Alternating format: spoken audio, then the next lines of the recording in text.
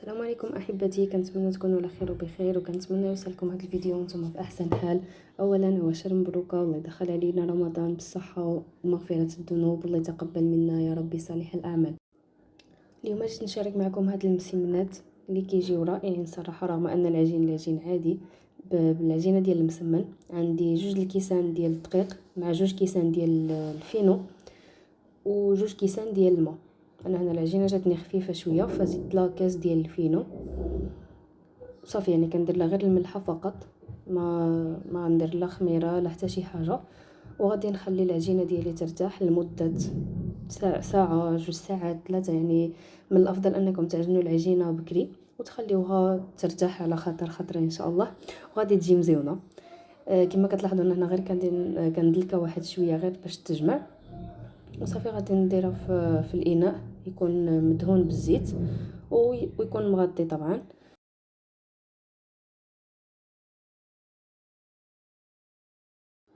غنخليو العجينه ديالنا ترتاح على جنب وندوزو نحضروا الحشوه كتبقى اختياريه، كل واحد يخدم بداكشي اللي كيبغي بداكشي اللي كيعجبو. انا هنا درت 2 ديال البصلات مشلضين مع القليل من زيت الزيتون او زيت المائده.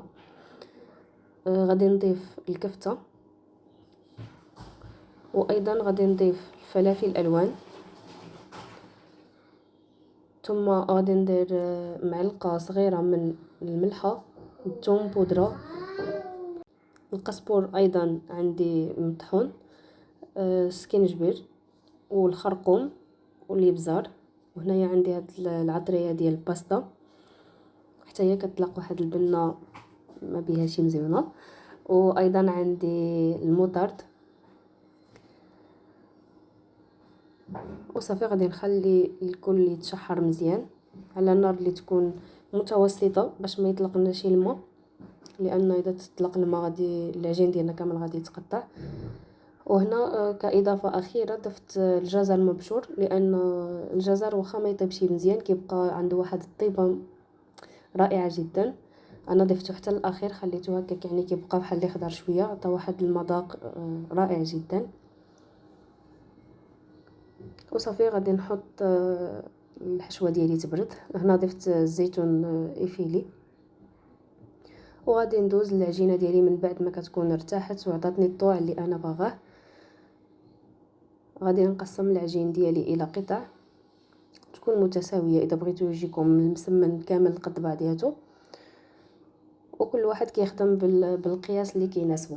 هنا غادي نطلق المسمن ديالي غير بالزيت فقط، ممكن ديروا الزبده وممكن ترشوا ايضا بالفينو، يعني ديروه بحال الشكل ديال المسمن عادي، غير هو انا درت غير الزبده بوحدها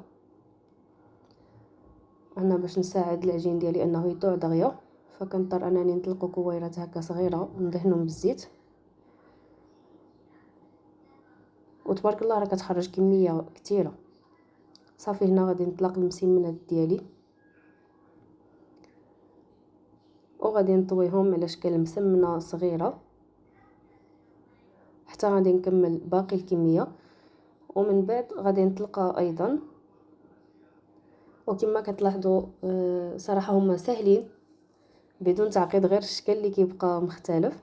غادي ندير خطوط كيف ما كتلاحظوا، وغادي ندير الحشوه في الجهه اللي ما مخطاش، وصافي كنلوي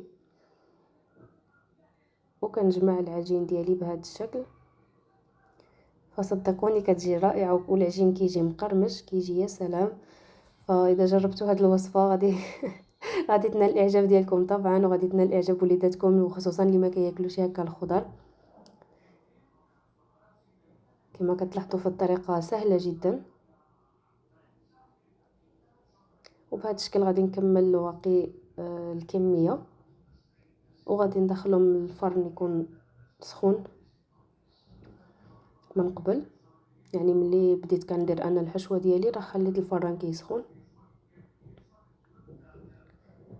كما كتلاحظوا الطريقه سهله جدا.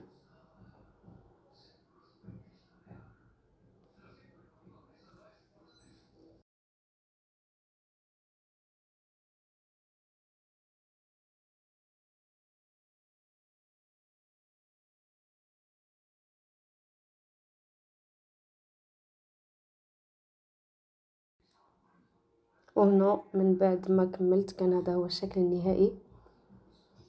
غادي ندهنهم بشويه ديال البيض هنا كاع ما بان، وغادي ندير لهم شويه ديال الزنجلان وغادي ندخلهم على الفرن. وهذا هو الشكل النهائي ديال المسمنات، كيجيو رائعين. والورقه كتجي تقول عليها ورقه ديال البسطيله، صراحه كيجيو مقرمشين لذاذين ما تشبعوش منهم. كنتمنى انكم تجربوا الوصفه وتشاركوني بتعليقاتكم، وشكرا.